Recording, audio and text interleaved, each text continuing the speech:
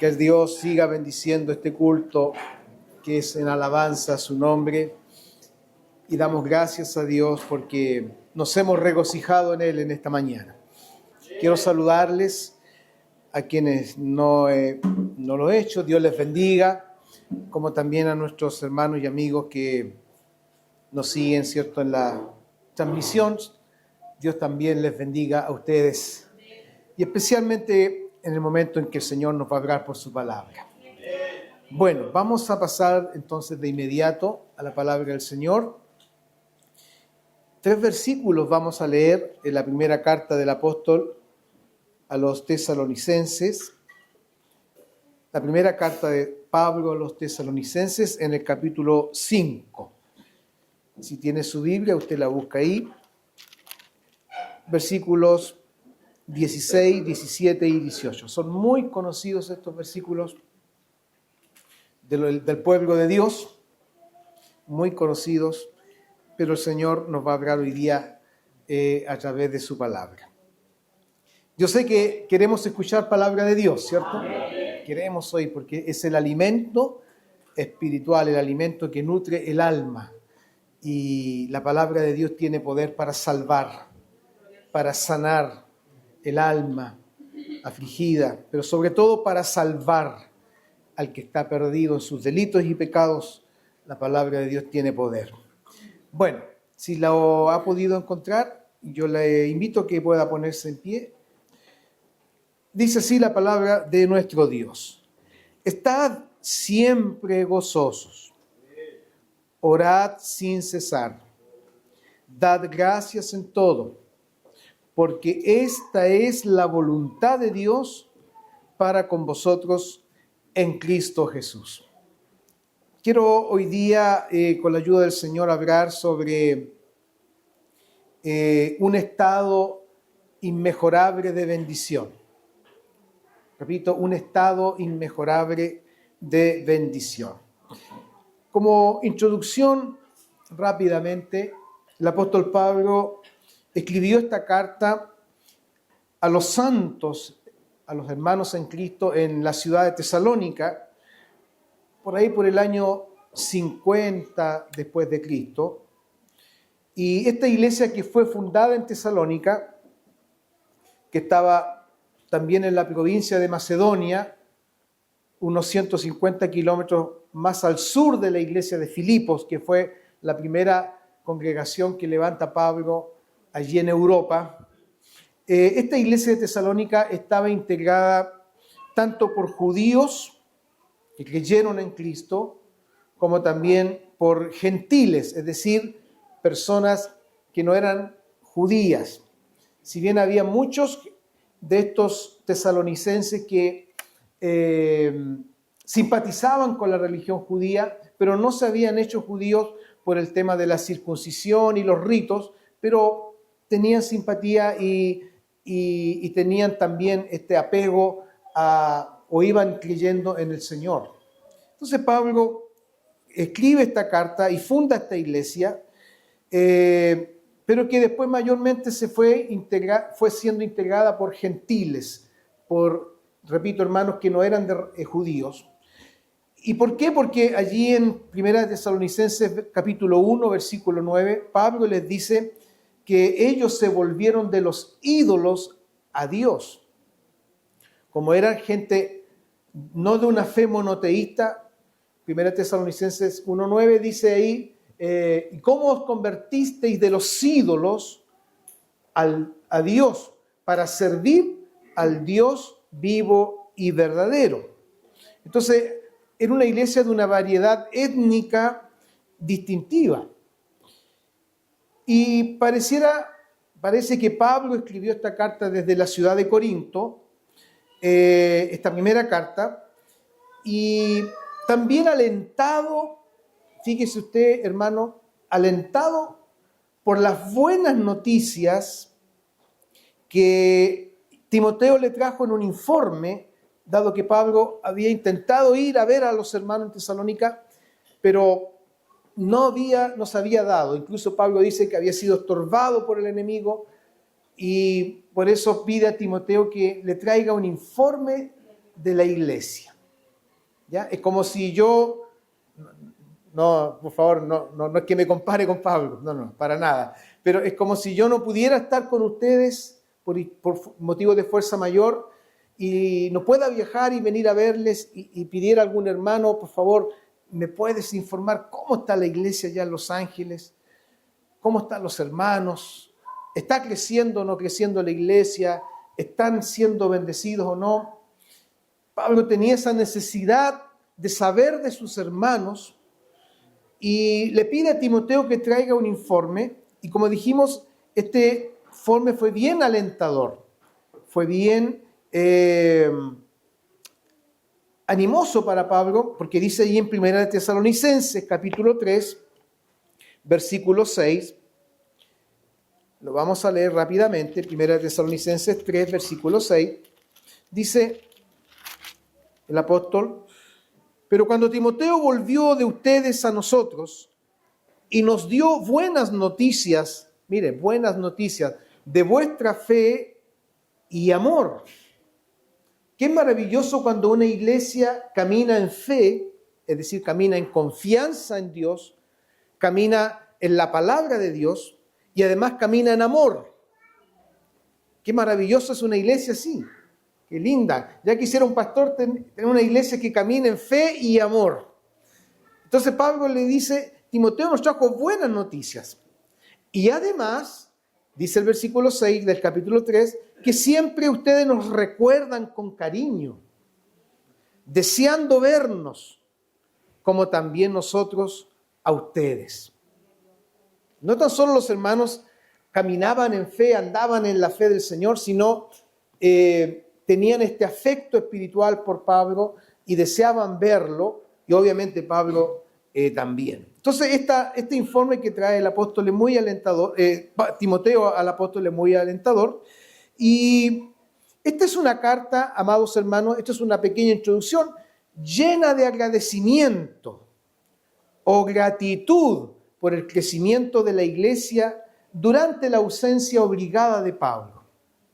Fue una iglesia que se portó bien, ¿ya? No servía al ojo, porque de repente los hermanos sirven al ojo. Si está el pastor,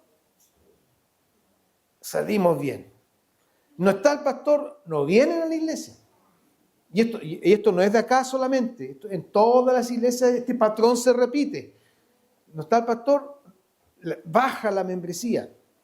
No sé por qué será, los hermanos como que se aprovechan, creen que el pastor los va a retar, si no sé, pero esta iglesia se había portado bien en la ausencia de Pablo y por eso Pablo tiene mucha gratitud, mucho agradecimiento, y en un bosquejo sencillo de esta carta podemos decir que en los capítulos 1 al 3 nos habla, ¿cierto? Pablo hace memoria del ministerio de Pablo entre los hermanos de Tesalónica. En los capítulos 4 al capítulo 5, versículo 11, Pablo habla de un estilo de vida digno de los hijos de Dios, tanto para el presente como para el futuro retorno de Cristo.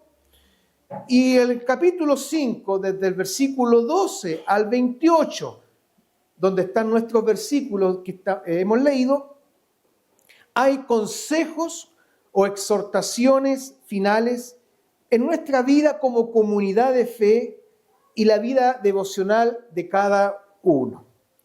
Entonces, en estos versículos que yo he leído van a ser la base del mensaje. También en el contexto que esta iglesia tiene de una expectativa del retorno de Cristo. Recordemos que Pablo les dice ahí en el capítulo 4, porque los hermanos tenían dudas respecto a la venida de Cristo. ¿Qué va a pasar con sus seres queridos que habían partido? Entonces Pablo les va a explicar, ¿cierto? Especialmente en el capítulo 4, les habla, ¿cierto?, de la venida del Señor y que no se entristezcan por sus seres queridos que habían partido, ¿ya? Y ahí les da una serie de exhortaciones maravillosas y aclaratorias también del retorno de Cristo. Entonces, y también tiene mucho aliento esta palabra, esta carta. Tiene mucho aliento. Miren lo que dice Primera de Tesalonicenses 4:18. Por lo tanto, cuando Pablo les da esos consejos y esas aclaraciones sobre la venida de Cristo, Pablo le dice, por lo tanto, alentaos. Miren qué lindo. Aliéntense los unos a los otros con estas palabras. Eso nos llama la atención porque nos habla de que la iglesia es una comunidad donde unos a otros tenemos que alentarnos. Entonces usted aliente a su hermano, dele ánimo a su hermano, especialmente si lo ve decaído, si lo ve desanimado. ¿Con qué lo va a alentar usted? Con la palabra del Señor, ¿cierto? Con la palabra del Señor. Y si lo puede invitar ahí a tomarse un café, mucho mejor. Pero eso es otra cosa. Pero aliéntelo con la palabra del Señor. Dice, alentados los unos a los otros con estas palabras. Y también allí en Primera de Tesalonicenses 5:11, el apóstol le dice, por lo cual anímense unos a otros. Anímense. ¿Ya? Porque generalmente andamos desanimados, ¿cierto? La mayor de las veces la gente anda desanimada. Y especialmente los temas de la fe. Andan desanimados los hermanos. Pero la palabra del Señor nos va a dar un antídoto para eso. Entonces Pablo dice, anímense unos a otros. Anímense, tengan ánimo y edifíquense unos a otros, así como lo hacen. Miren, esta iglesia hacía esto. Se animaban unos a otros, se edificaban unos a otros. Y obviamente entendemos que nos edificamos con la palabra de Dios. No nos vamos a edificar con chismes, el chisme no edifica a nadie. La murmuración no edifica a nadie. ¿Te fijaste, hermano? Mira esto, mira aquí, mira esto otro, mira el pastor, mira aquí. ¿Usted cree que eso va a edificar al hermano? No lo edifica para nada. Sus angustias no edifican. Entonces, ¿a quién le cuento mis angustias? Primero cuénteselas al Señor. Y dígale a su hermano, ¿me puedes ayudar a orar? Estoy pasando esta situación. Eso es edificarse, porque vamos construyendo la iglesia del Señor. Pablo dice, edifíquense unos a otros. Bien, esa es una introducción pequeña. Quiero hablar en esta hora de 3 joyas maravillosas de nuestra vida en Cristo. 3 joyas maravillosas. Veo algunas hermanas que andan con algunas joyas por ahí, ¿ya? Y las veo, cómo les adorna y se ven muy bien, cómo engalanan su presencia, ¿cierto? Cómo engalanan su presentación. Qué lindo. Un anillo, ¿cierto? Una cadena, ya. Quiero hablar de 3 joyas espirituales de nuestra vida en Cristo. ¿Cuáles son? El gozo, la oración y la gratitud. Vamos a ver por qué son joyas estas virtudes. Gozo, oración y gratitud. Primero, el gozo de Cristo, una condición y una señal distintiva del creyente. El gozo de Cristo. Pablo les dice a los hermanos, estén siempre gozosos. El griego dice, siempre estén regocijándose. Aquí hay un adverbio de tiempo, siempre. Es decir, cada vez, cuando sea, todas las veces estén gozosos. La palabra gozo, del griego jará, lo hemos dicho en ocasiones anteriores, es una alegría, es un deleite calmo, es un regocijo. Y cuando nos llama a regocijarnos la palabra del Señor, miren, regocijando del griego Jairo. No sé si alguno se llame Jairo acá, pero el nombre Jairo significa quien se regocija. ¿Ya? Quiere decir el que tiene gozo, el que está alegre, el que está feliz calmadamente. el que está bien y tiene paz. Entonces, Pablo, el consejo que da es: estén siempre gozosos.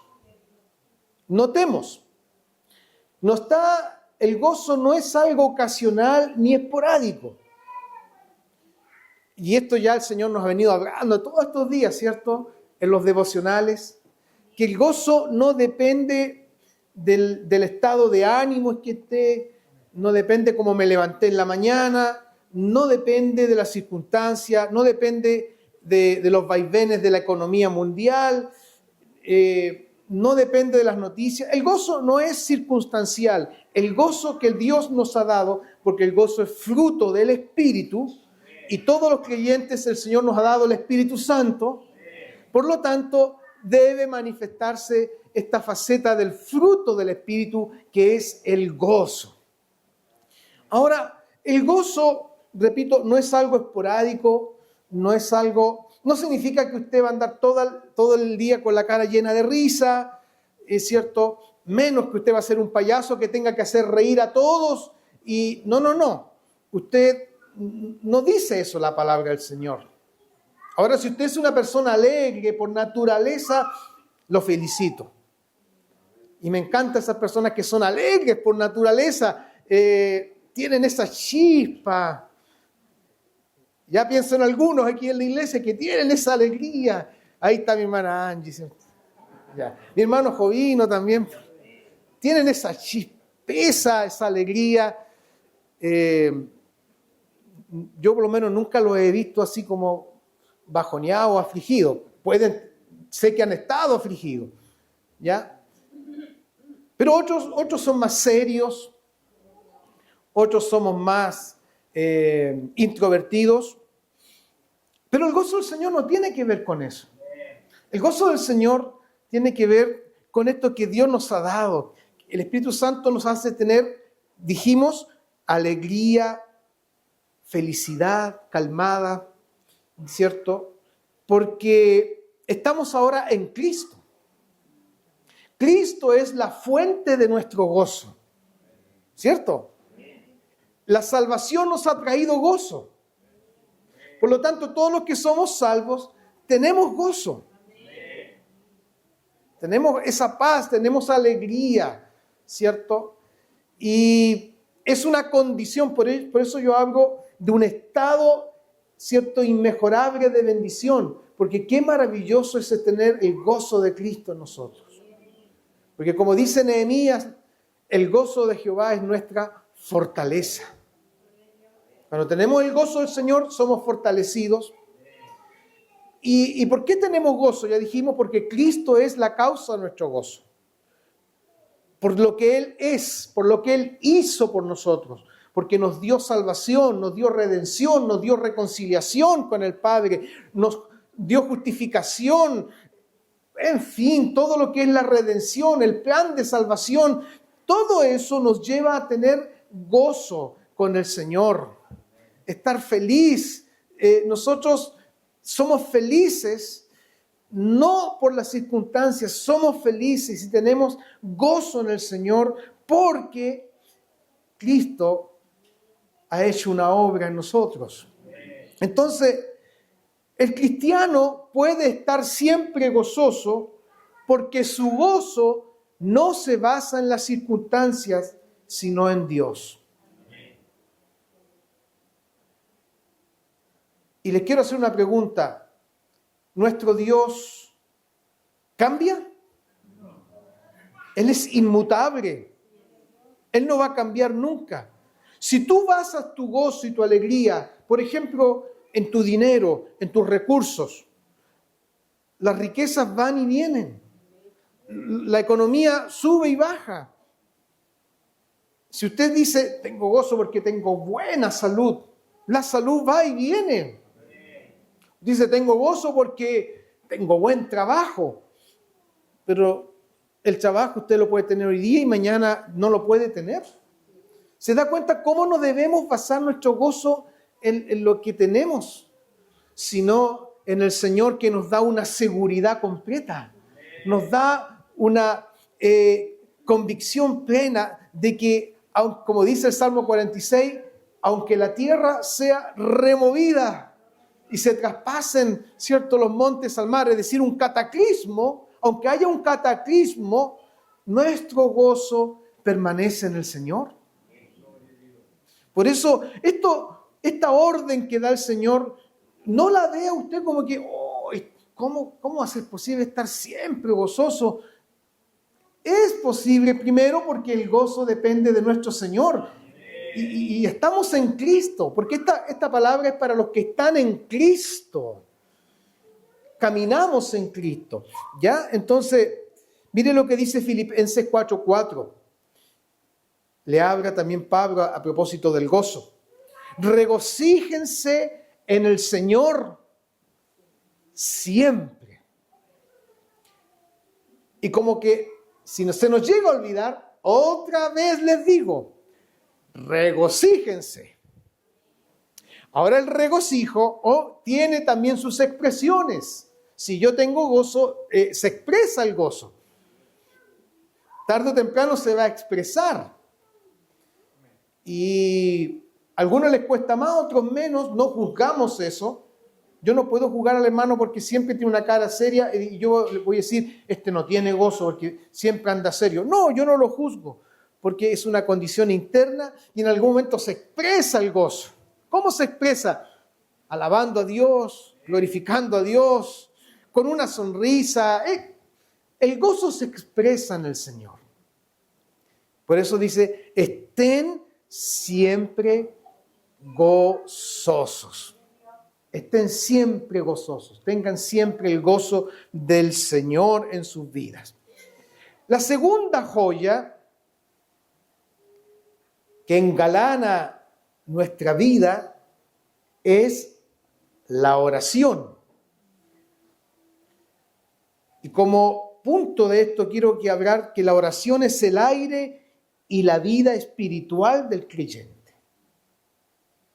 El aire que respiramos espiritualmente está en la oración. Pablo dice, oren sin cesar. El texto original dice, incesantemente estén orando, ininterrumpidamente, sin omisión, continuamente. Aquí la palabra orar significa hacer oración, orar a Dios, es decir, suplicar, incluso significa adorar.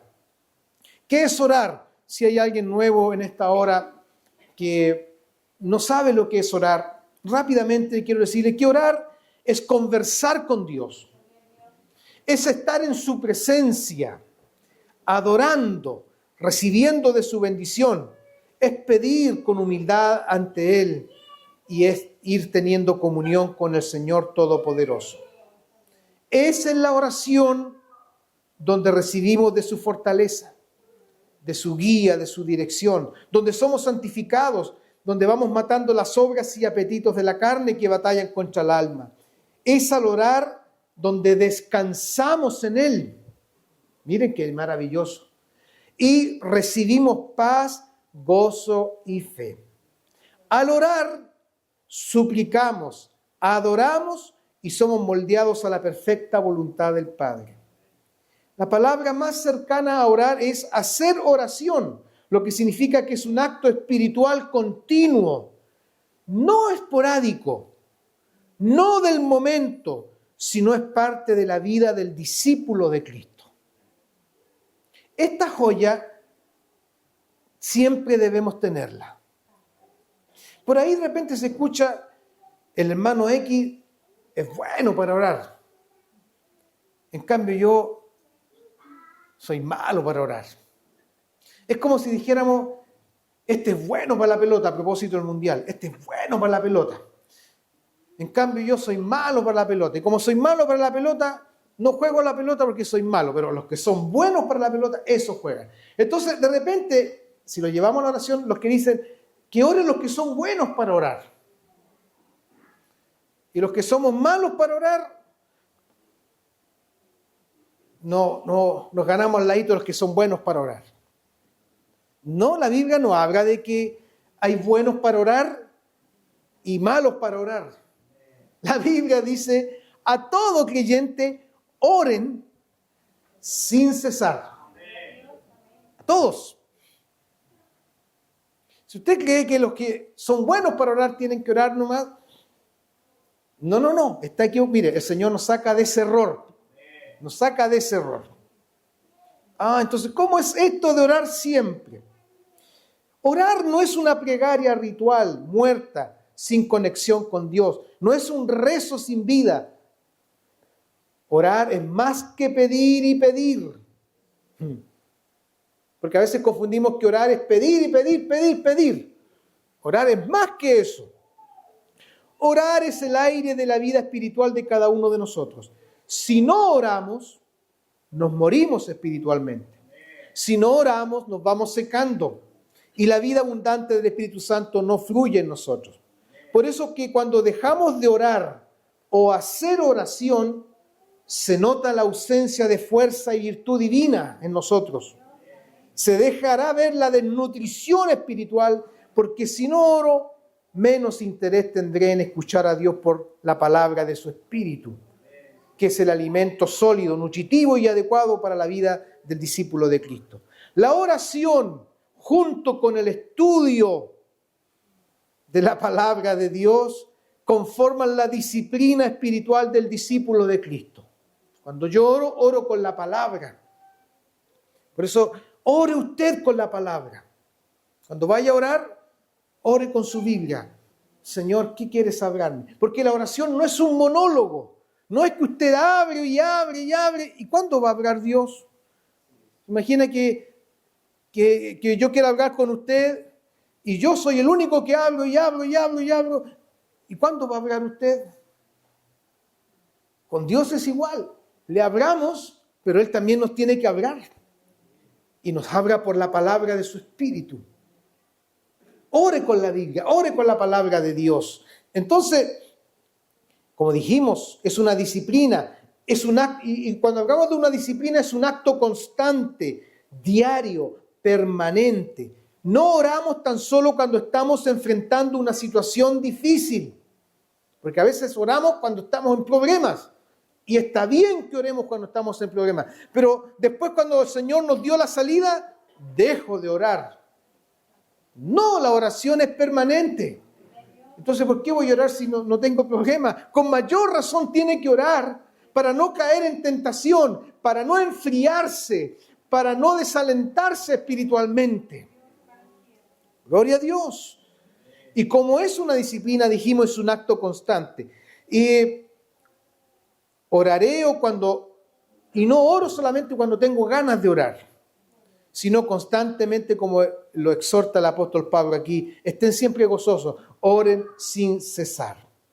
Entonces, cuando estamos orando, el Espíritu Santo va trabajando en nosotros. Y los cristianos deben orar continuamente. Se entiende, queridos hermanos, que no podemos inclinar nuestras cabezas, cerrar nuestros ojos y doblar nuestras manos sin cesar. No es que usted va a orar sin cesar todo el día y va a estar en el trabajo orando, porque al trabajo se va a trabajar, ¿cierto? No es que usted diga, el jefe le manda a hacer un trabajo y te diga, discúlpeme jefe, pero yo voy a orar. No, usted no puede hacer eso. Entonces, ¿qué quiere decir orar sin cesar? Entonces, lo que nos enseña la palabra, lo que yo le he dicho de cerrar nuestros ojos, porque generalmente cuando oramos cerramos nuestros ojos, doblamos nuestras rodillas, ¿cierto? Esos son hábitos de oración, pero no la oración en sí. Y podemos vivir cada minuto del día en una constante, fluida comunicación con Dios. Y ahí viene el clamor. Yo puedo estar en mi trabajo, pero estoy clamando. ¿Cierto? Yo puedo enfrentar una situación y clamo dentro de mi corazón. Porque usted ya oró, ya tuvo su tiempo de oración, se arrodilló. Entonces, como hizo Nehemías cuando tuvo que ir a enfrentar al rey Artajerjes, pero él oró antes. Oró varios meses. ayunó, oró. Entonces, cuando tuvo que presentarse ante el rey, dice la palabra que el rey le dijo, ¿y qué es lo que quieres? Y dice Nehemías, y oré a Dios. No es que Nehemías le dijo, rey, espérame, voy a orar, me voy a arrodillar y voy a pedir a Dios. No, él ya había orado, pero ¿qué significa eso? Oré a Dios. Significa que él clamó en ese momento, dentro de sí, clamó a Dios, ¿cierto? No sé qué había dicho, pero clamó. Supongamos que había dicho, Señor, ayúdame, dame la palabra, dame la sabiduría para responder al rey. Pero ya tenía el respaldo de su vida de oración. Lo que sí el cristiano debe ser un cristiano, un hombre y una mujer de oración. No bueno para orar ni malo para orar, sino vidas de oración. Gloria al Señor. Amén. Por eso es que hay un valor importante y significativo en un tiempo donde nos alejamos de toda distracción y nos enfocamos en Dios en un tiempo de oración a puerta cerrada. Es lo que llamamos nuestro tiempo de devoción con Dios. Y esa oración es su oración personal, privada con Dios. Mire lo que dijo Jesús en Mateo 6, versículo 6. Mas tú, cuando ores, mire, cuando ores, dijo Jesús en el Sermón del Monte, entra en tu aposento, es decir, entra en tu pieza, en tu oficina, qué sé yo, y cierra la puerta y ora a tu Padre, que está en secreto, porque esa oración nadie más lo va a ver a usted, está en secreto. Y tu Padre que ve en lo secreto, tu oración te va a recompensar en público. ¿Qué significa que va a recompensar? No significa que el Señor va a dar trompeta y va a decir, mi hijo tanto ora. No. Mi hijo es bueno para orar. No, significa que la respuesta a esa oración va a ser pública. Aleluya. Pero usted ya oró en lo secreto, tuvo su tiempo con el Señor y ahí usted derramó su vida, su alma, quebrantó su corazón en oración, lloró al Señor. Qué maravilloso es llorar ante la presencia de Dios cuando estamos con Él en su presencia. ¿Cierto? Pero también hay un espacio y un gran valor en la comunión en cada momento del día con Dios. Mire cómo oraba Daniel, hombre de oración. Daniel capítulo 6, versículo 10. Cuando Daniel supo que el edicto había sido firmado por parte del rey, hombre de oración, entró en su casa y abiertas las ventanas de su cámara que daban hacia Jerusalén, se arrodillaba 3 veces al día. Mire, se arrodillaba 3 veces al día. Y oraba. Oh, qué lindo. Y daba gracias delante de su Dios como lo solía hacer antes. Notemos que Daniel había una pena de muerte. Había un edicto de muerte contra todo aquel que adorase a otro Dios, que no fuese el Dios que dijo el rey, porque le metieron al rey. Y Daniel hizo lo que tú y yo debemos siempre hacer ante un problema, ir a la oración. Pero no porque había un problema él oraba, porque dice que como lo solía hacer antes. O sea, era permanente en él su vida de oración.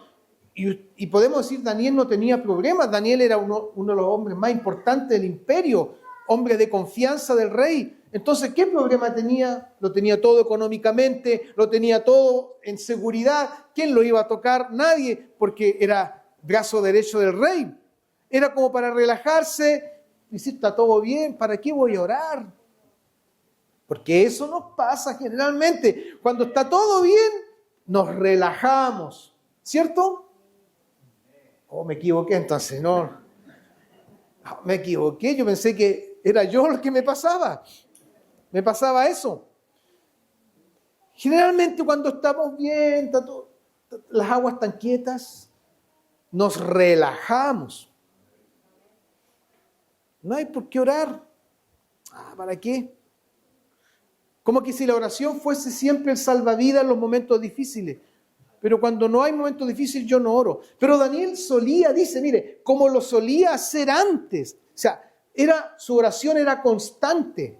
Estuviese buena la cosa, estuviese mala, hombre de oración. Gloria al Señor. Por eso Pablo dice, oren sin cesar. No dejen de orar. No dejen de tener una oración constante, un clamor constante. Y aquí hay muchas enseñanzas. Primero, respecto a la oración en sí, el uso de la voz no es un elemento esencial en la oración. Si yo oro más fuerte, Dios me va a escuchar. No. Usted puede orar en lo secreto y Dios lo va a escuchar. A veces el Espíritu Santo nos hace levantar la voz en clamor. Gloria a Dios por eso. Pero no es que si oro más fuerte o oro menos despacio me va a escuchar el Señor. No, el Espíritu Santo nos hace orar también. La postura de la oración no es tampoco lo más importante. Si bien la palabra del Señor nos llama a arrodillarnos delante de Él, pero más que arrodillarnos físicamente es postrarnos desde lo interior de nuestro ser delante del Señor. Porque hay hermanos que no pueden arrodillarse, ¿cierto? Hay hermanos que no lo pueden hacer. Otros, por un tema, ¿cierto?, que deben orar en pie. No es lo más importante la postura. El lugar de oración tampoco no es de gran importancia. Porque si fuese que aquí solamente escucha el Señor la oración, tendríamos que venir a orar aquí siempre. Pero el Señor te escucha en tu casa, te escucha en la calle, en tu trabajo, donde quiera que estés, el Señor te va a escuchar. Va a escuchar tu oración. Entonces, el lugar de oración no es de gran importancia. El tiempo determinado para la oración tampoco no es lo más importante. Porque a veces pensamos que mientras más ore, más me va a escuchar Dios. No. Por otro lado, piensan algunos, no, si Dios, no importa la cantidad de tiempo, yo oro unos minutitos nomás, pero oré con fe. No. ¿Cuánto tengo que orar? Se preguntará alguien. ¿Cuánto hay que orar, pastor? Yo siempre doy esta respuesta. Usted debe orar todas las veces que pueda. Y si el Señor le permite estar 1 hora en su presencia, 2 horas en su presencia, gloria al Señor por eso. Pero no miremos mal al que no pudo orar 1 hora, no pudo orar 2 horas. Es que es malo para orar. No, saquemos ese chip de que es malo y bueno para orar. Aquí no hay buenos ni malos para orar. Aquí hay personas que oran y personas que no tienen oración. Simplemente. Entonces, a veces el Señor nos tiene 1 hora, 2 horas orando en su presencia. Y uno no quiere levantarse la oración porque estamos en la presencia del Señor. Pero también hay oraciones donde en unos minutos oramos al Señor y la presencia de Dios viene. Entonces, no debemos calificar la oración por la cantidad de tiempo. Y en todo lugar el cristiano puede clamar.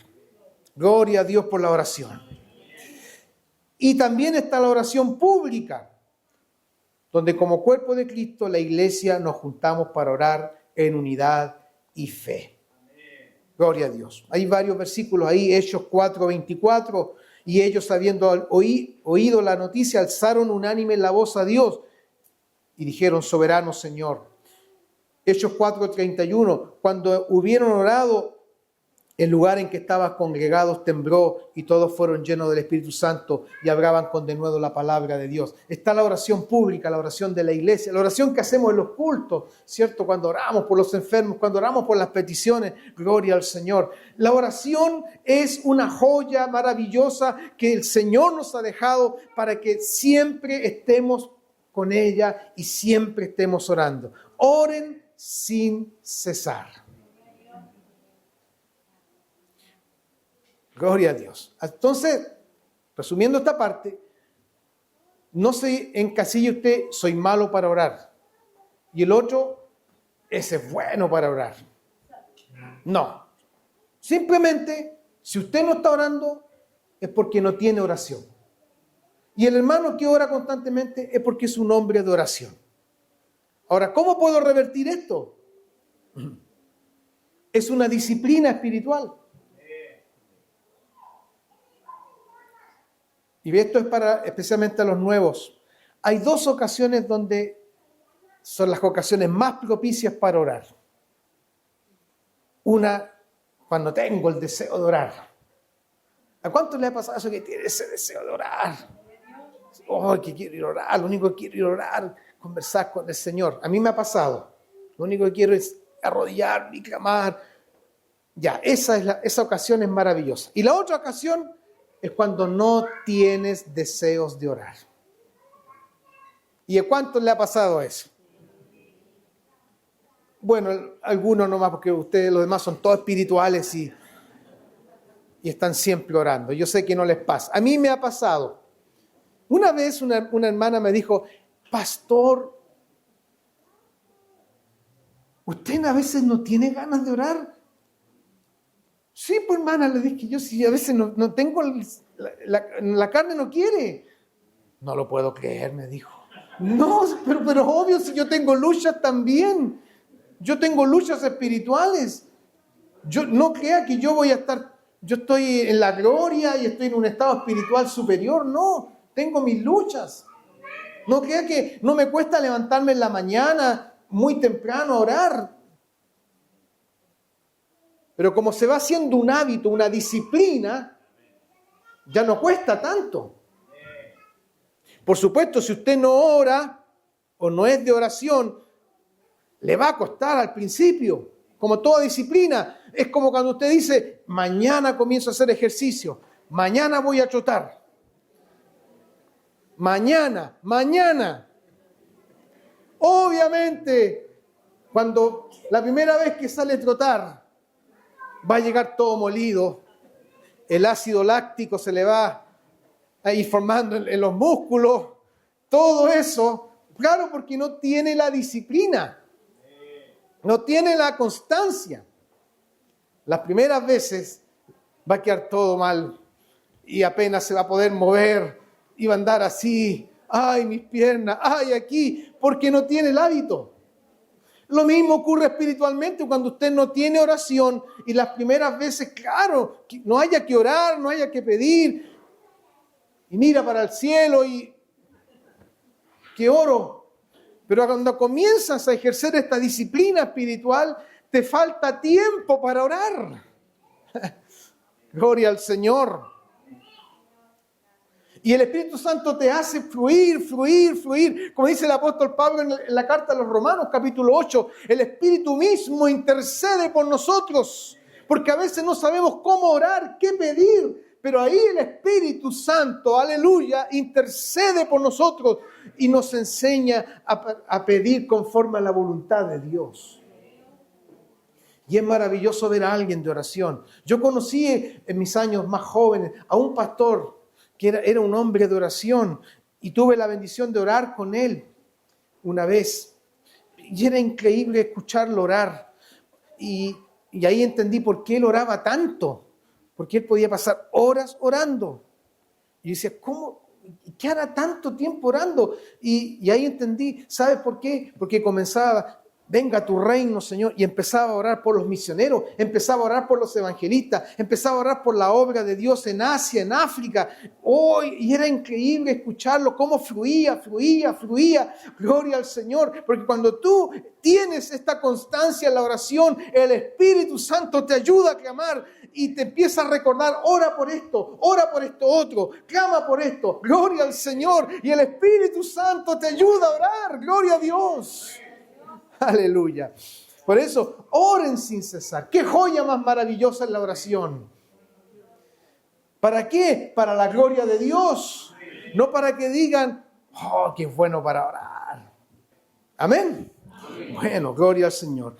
Y la tercera joya, la gratitud. El ropaje que envuelve al creyente. Pablo dice, den gracias en todo. Dad gracias en todo. Aquí el dar significa entreguen. Entreguen gratitud. En toda cosa. El texto original en el griego dice, estén dando gracias. Aquí la palabra es eucaristeo, linda palabra de la cual viene Eucaristía, de que se desprende, ¿cierto?, esta unión que tenemos por la gracia de Cristo con Él. Aleluya.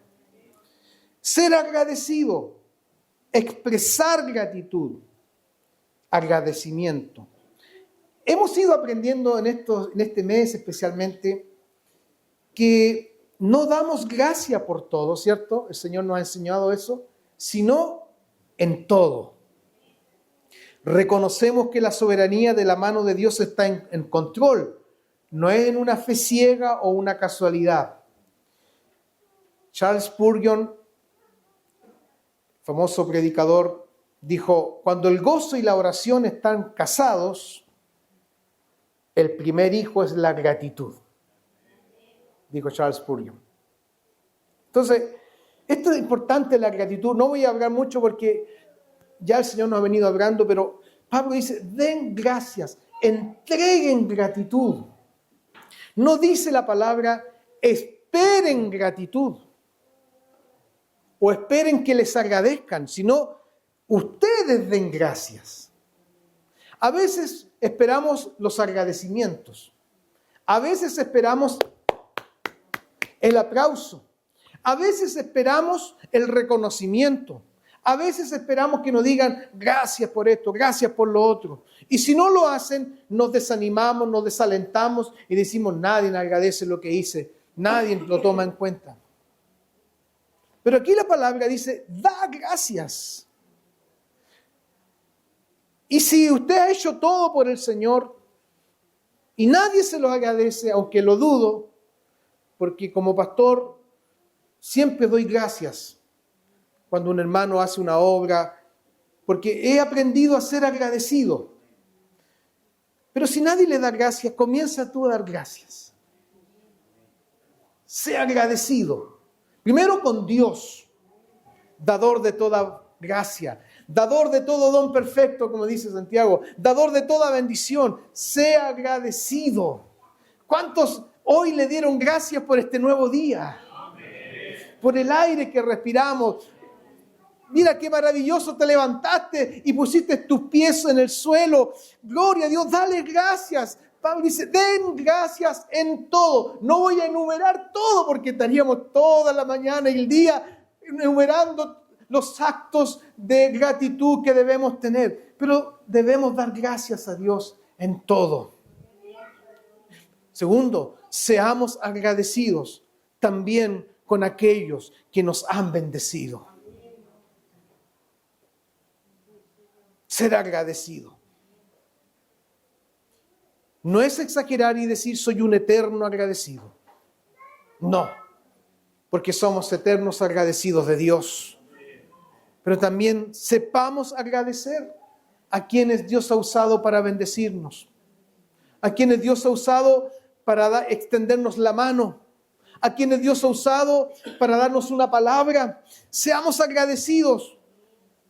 Y eso no significa que usted le esté dando gloria a la persona, sino que usted está reconociendo que Dios ha usado a esa persona para bendecir su vida. Seamos agradecidos. Dé gracias por las cosas sencillas. Dé gracias incluso por aquel que lo corrige. ¿Qué voy a agradecer? No, sé agradecido porque Dios usó a ese hermano, usó a esa hermana para darte una palabra de corrección por tu bien. Sea agradecido. No cierres tus labios. La palabra dice, den gracias en todo. ¿Sabe por qué? Porque como yo le puse acá, es un ropaje la gratitud. Y la gratitud es agradable a Dios. ¿Se acuerdan cuando Dios nos dio la palabra de los 10 leprosos? Y uno solo volvió a dar gracias. Cristo lo destacó. Y el Señor ve si eres agradecido o no. No pienses que eso pasa para Dios, no. Dios quiere que sus hijos sean agradecidos. La pregunta es, ¿Estamos siendo agradecidos? Usted me dirá, sí, pastor, yo soy agradecido. Qué bueno. Qué bueno que sea agradecido. Pero también sea agradecido con tu prójimo. Sea agradecido con aquel que lo atendió, que le echó benzina al auto. Dígale gracias. Dígale gracias al que le saca la basura. Wow, si yo pago mis contribuciones. La gratitud va más allá de eso. Sea agradecido. En tantos detalles van mostrando un carácter y van mostrando a Cristo. Aleluya. Cuando tú das gracias en todo. Bendito sea el Señor. De gracias. De gracias por ese hermano que se preocupó de usted y oró por usted. ¿Le ha dado usted gracias, hermano? Le ha dado gracias, hermano, que le dio una palabra de bendición, que lo ayudó, lo alentó, lo animó. Dele gracias. No, si solamente a Dios hay que darle gracias. Por supuesto, Él merece toda nuestra gratitud. Pero también la palabra nos enseña a ser agradecidos. Sean agradecidos, dice Pablo a los colosenses. Amén. ¿Y por qué esto, mis hermanos? Y ya vamos terminando, vamos entrando en la parte final. Porque la voluntad, dice Pablo, porque esta es la voluntad de Dios para con ustedes en Cristo Jesús. La voluntad de Dios es nuestra mayor complacencia. Después de cada una de estas exhortaciones, está siempre gozoso. Oren sin cesar, den gracias en todo. Se nos dice que hagamos esto porque es la voluntad de Dios. Es decir, eso es lo que Dios quiere. Voluntad de Dios significa lo que Dios quiere para nosotros. Aleluya. Y así que podemos hacerlos, porque Dios quiere que lo hagamos. Y cuando Dios nos dice que hagamos algo es porque podemos hacerlo, no por nuestras capacidades, sino por Cristo el Señor. Yo sé que no es fácil estar siempre gozosos. No es fácil orar sin cesar. Y tampoco no es fácil dar gracias en todo. Porque fíjese que muchas veces el orgullo no nos deja ser agradecidos. Somos orgullosos. ¿Qué voy a agradecer? ¿Me voy a rebajar si agradezco? No, tú no te rebajas. Si no, estás mostrando el carácter de Cristo. Todo esto no es fácil, pero podemos hacerlo porque es la voluntad de Dios. Y aquí hay algo maravilloso. En Cristo Jesús, en Cristo se puede tener gozo. En Cristo se puede ser un hombre o una mujer de oración. En Cristo se puede ser agradecido. Todo pasa por Cristo, aleluya. Se puede, mis queridos hermanos. Porque cosa deseada de Dios en Cristo Jesús hacia ustedes. Cuando habla de voluntad, aquí habla de la determinación. Habla de lo que el Señor quiere de nosotros. Y sabemos que la voluntad de Dios es buena. Lo mejor para nosotros. La voluntad de Dios tiene 4 adjetivos. Es buena. ¿Qué significa que es buena? Que es lo mejor para nosotros. Es agradable. Significa que al hacerla agradamos a Dios. Es perfecta porque estamos en el centro del propósito de Dios para nuestras vidas. Y es santa porque al obedecer al Señor somos santificados por su palabra. Para concluir, como toda exhortación bíblica, y en este caso una exhortación paulina, los verbos utilizados están en el modo imperativo. Estad, orad, den, verbo imperativo, una orden del Señor, pero que solo es posible cumplirla en Cristo. Las circunstancias, los problemas, las dificultades de las cuales estamos llenos. ¿Quién no tiene un problema? ¿Quién no tiene una dificultad? ¿Quién no tiene una circunstancia adversa?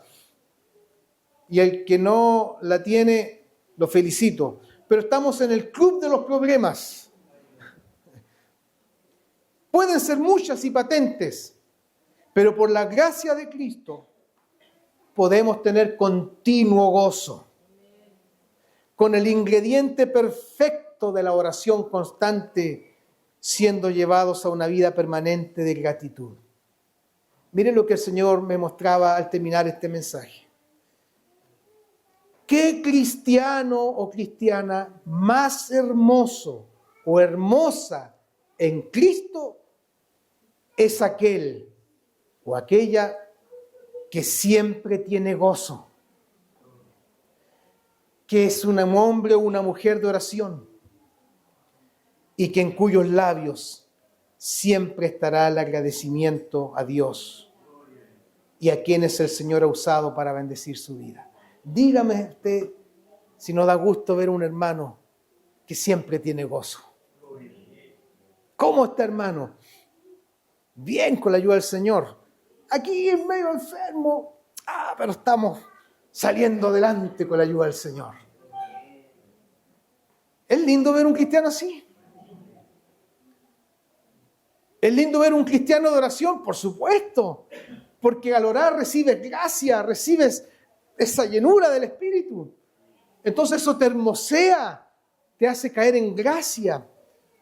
Y qué lindo ver un cristiano siempre agradecido. Aleluya. El Señor nos ha venido enseñando no cristianos quejumbrosos, no cristianos murmuradores, no cristianos que se andan quejando por todo. Da gracias en todo. Este pastor aquí, este pastor allá. Deja de quejarte del pastor. Da gracias al Señor por el pastor que Dios te puso. Sea bonito, sea feo, es el pastor que Dios puso aquí. Da gracias al Señor por los predicadores. Da gracias por los maestros que te enseñan. Da gracias por todo. No te quejes. Ay, que esta silla es dura. Ay, que esta silla suena. No, dale gracias al Señor por todo. Ay, que está fuerte el audio. Ay, que aquí, que allá. Da gracias en todo. No importa, mañana se mejorará esto. Ser agradecido, aleluya. Da gracias por los alimentos. No hagas una oración mecánica, sino da gracias. Gracias porque mi mesa está bendecida. Gracias porque has puesto pan y más que el pan en mi mesa. Gracias por las luchas, Señor. Gracias por las pruebas. Sí, Señor, no me gustan las pruebas, pero estoy aprendiendo a confiar en ti. Estoy aprendiendo a conocerte, Señor. Dale gracias. Ese es el cristiano hermoso en el Señor. No busques más el maquillaje de una religiosidad amargada, legalista e impropia del verdadero cristiano. Hay cristianos que andan todo el tiempo amargados y son una fuente de amargura. No dan ganas ni siquiera acercarse porque transmiten amargura. No, tú eres un hijo de Dios, rescatado y redimido por el Señor. El gozo del Señor es distintivo en tu vida. No te pongas más el maquillaje de una religiosidad amargada, legalista e impropia del verdadero cristiano. Vistámonos desde ya con los ropajes del gozo, la oración y la gratitud, pues así, solo así, mostraremos a otros y a nosotros mismos que el Evangelio es poder de Dios para salvación y para transformación de nuestro carácter, formándonos cada día la imagen de Cristo. Que el Señor bendiga su palabra. ¿Cuántos tienen gozo con el Señor?